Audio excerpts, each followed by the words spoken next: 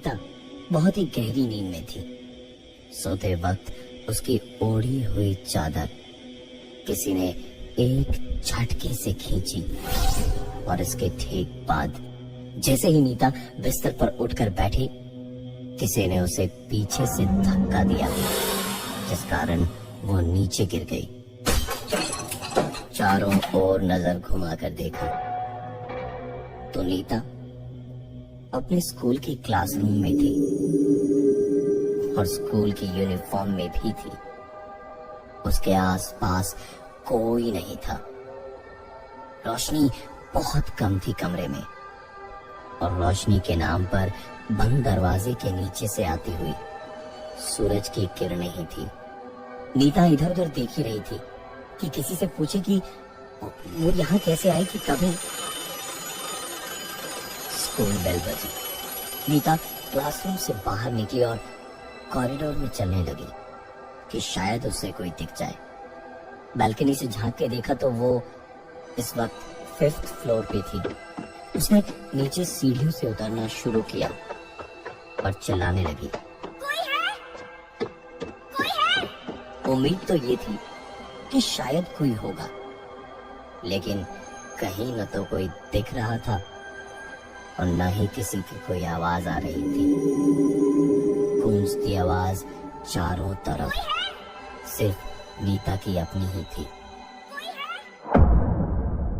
पूरे स्कूल में किसी को देख पाए, इसी उम्मीद पे बेतहाशा चारों ओर दौड़ती रही, भागती रही और कुछ ही देर में एक आवाज उसके कानों में पड़ी। आवाज म्यूजिक रूम से आ रही थी। नीता दौड़ती हुई म्यूजिक रूम की ओर गई कि शायद उसे वहां कोई मिल जाए। जब वहां पहुंची तो म्यूजिक की आवाज भी धीरे धीरे तेज होती जा रही थी। नीता और बुरी तरह डर गई थी इस वक्त, क्योंकि जिस रूम से इतनी तेज म्यूजिक की आवाज आ रही थी वो कमरा बाहर से लॉक था और अंदर जाने का और कोई दरवाजा नहीं था। वहां से निकलकर नीता पूरा ग्राउंड पार करती हुई दौड़ते दौड़ते किसी तरह मेन गेट तक पहुंची, जो बाहर से बंद रहता था।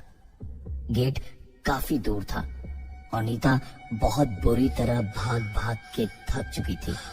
1 मिनट को सांस लेने के लिए रुकी तो हांफते हांफते उसने सुना कोई और भी ठीक उसके बगल में हाँफ रहा था। हल्के से जब नीता ने उस तरफ देखा तो उसे दिखाई कोई नहीं दिया, पर अपने कानों में एक आवाज जरूर सुनाई दी।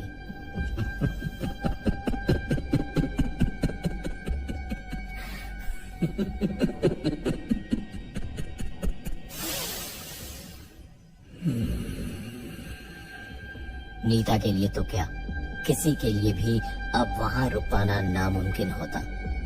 नीता उस लोहे के बड़े से दरवाजे पर अपने हाथों से जोर जोर से मारना और चीखना शुरू करती है, लेकिन उसकी सारी कोशिशों के बावजूद गेट नहीं खुला। नीता काफी देर गेट पे मारते और चीखते चीखते जब थक गई तो पलट के वापस स्कूल की ओर जाने को हुई और उसने सुना जैसे गेट पर बनी छोटी सी खिड़की खुली हो। एक आवाज ने उस खिड़की के बाहर से कहा, अभी छुट्टी नहीं हुई है, अभी अंदर ही रहो।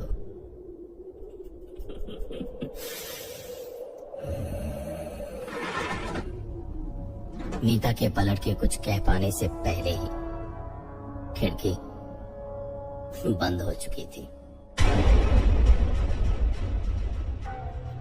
इतना सब कुछ होने के बाद अंदर रह पाना तो नामुमकिन ही था।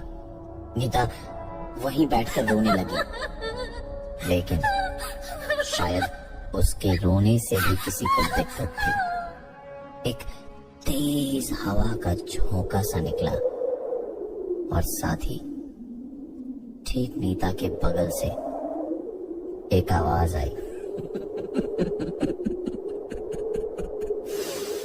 नीता तो क्या, ऐसी हालत में कोई भी होता तो उठकर वहां से तेजी से भागता, और नीता ने भी वही किया। भागती हुई आगे बढ़ी और सीधे कोने में लगे हैंडपंप के पास पहुंची। प्यास से उसका हलक सूखे जा रहा था। पंप चलाकर वो पानी पीने लगी। अच्छी तरह पानी पीकर पूरे सर पे थोड़ा पानी डाल के नीता ने एक गहरी सांस ली थी, और उसके बाद जैसे ही वो पलटी कि ठीक तभी नीता की आंखें एक बार फिर डर से चौड़ी होने लगी और चेहरे पर उसके खौफ दिखना शुरू हो चुका था। नीता धीरे धीरे पलटी तो उसने देखा कि हैंडपंप अपने आप ही चले जा रहा था। नीता ने इतना सब कुछ अपनी आंखों से देखने के बाद उसी वक्त वहां से दौड़ लगाई।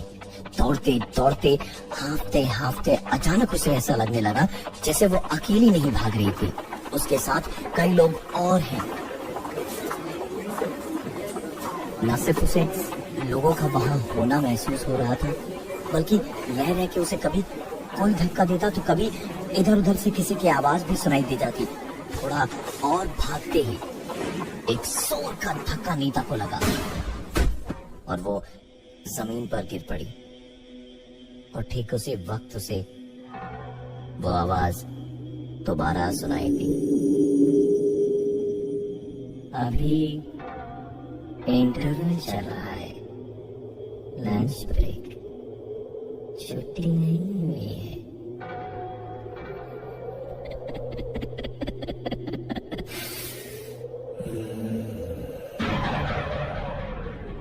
नीचे ऐसे गिरने की वजह से नीता के सर पे बहुत चोट आई थी और पीछे स्कूल बेल बजे जा रही थी।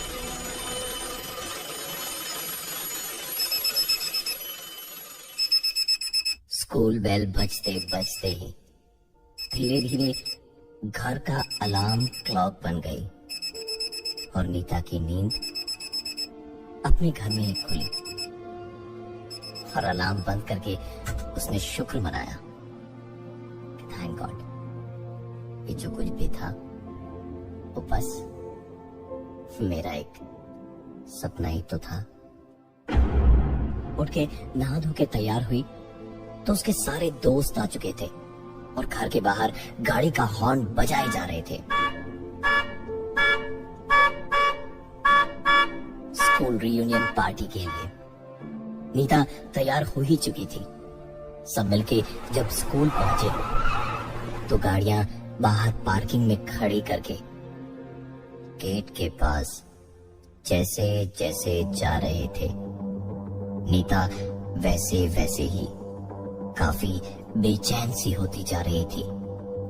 उसको कुछ भी अच्छा नहीं लग रहा था, लेकिन इतने साल के बाद स्कूल रियूनियन में सबसे मिलने के लिए दिल में खुशी अलग सी थी। गेट पे वही दरबान दिखा जिसकी आवाज नीता ने सपने में सुनी थी। बचपन से उन सब ने इसी आदमी को देखा था गेट पर।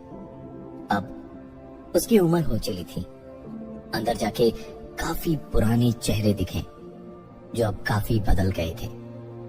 पार्टी जिस तरफ हो रही थी उस तरफ शामियाने में पहुंचे तो एक जानी पहचानी सी आवाज नीता के कानों में पड़ी।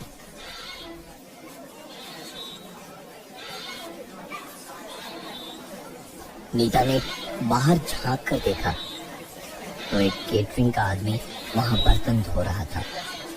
नीता अपने कुछ पुराने दोस्तों के साथ खड़ी बातें कर ही रही थी जब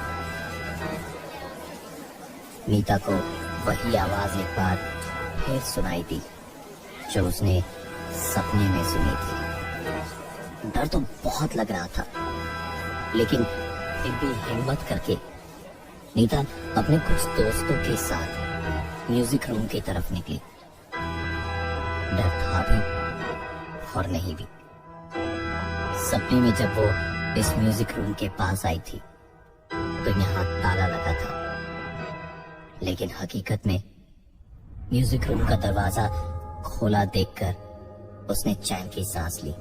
नीता अपने दोस्तों के साथ अंदर गई। अंदर जाके देखा तो रूम खाली था।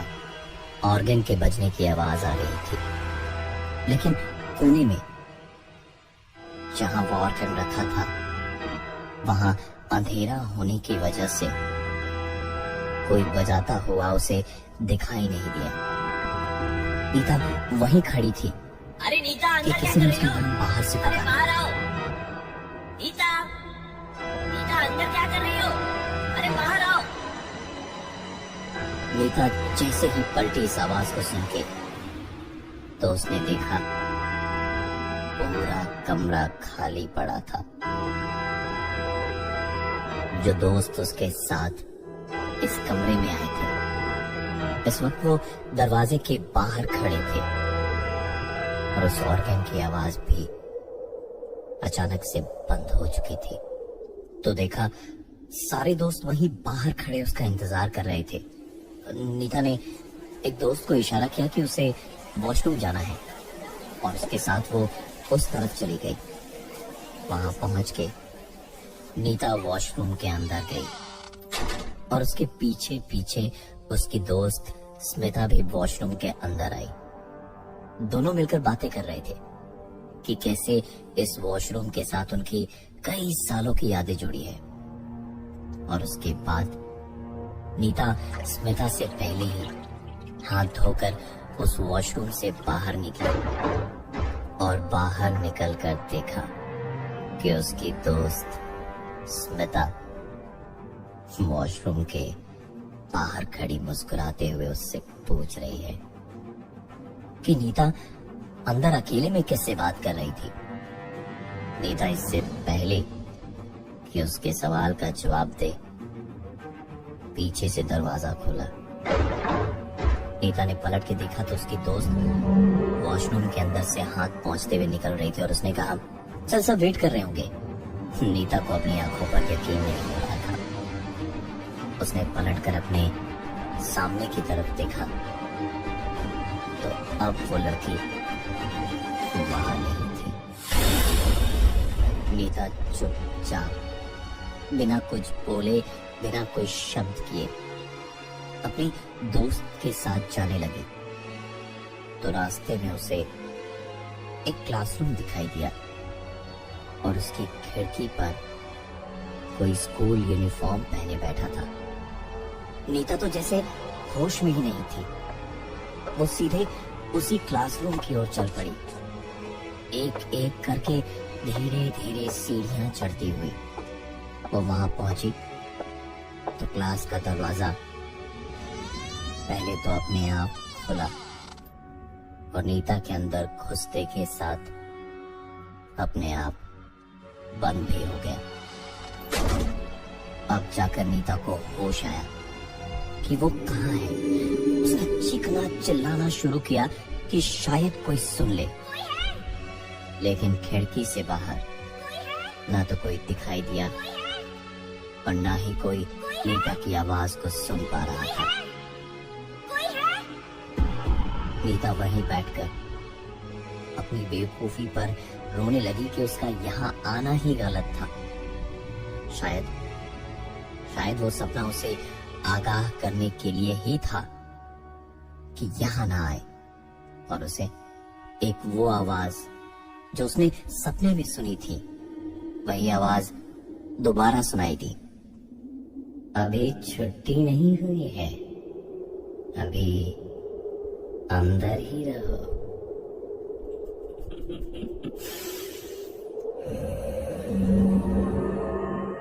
उस आवाज ने नीता से कहा, आज एक एग्जाम तुम्हें मेहनत से पास करना होगा, चीटिंग करके नहीं।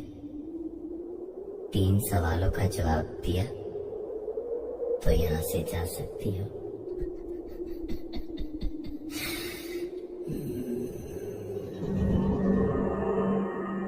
नीता इस वक्त वहां से निकलने की कोई भी कीमत दे सकती थी। रोते रोते चिल्ला के बोली कि जो पूछना उससे पूछ ले। पहला सवाल नीता की तरफ आया, तुम्हें अपनी माँ से ज्यादा प्यार है या पिताजी से? नीता तुरंत बोली कि उसे अपनी माँ से ज्यादा प्यार है।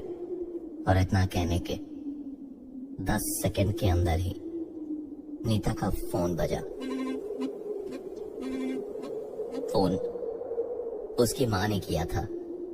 नीता ने फोन उठाया तो उधर से माँ ने रोते हुए कहा, नीता नीता तेरे पापा हमें छोड़कर चले गए। उस आवाज ने दोबारा नीता से कहा, अब दूसरा सवाल, करियर ज्यादा प्यारा है या प्यार?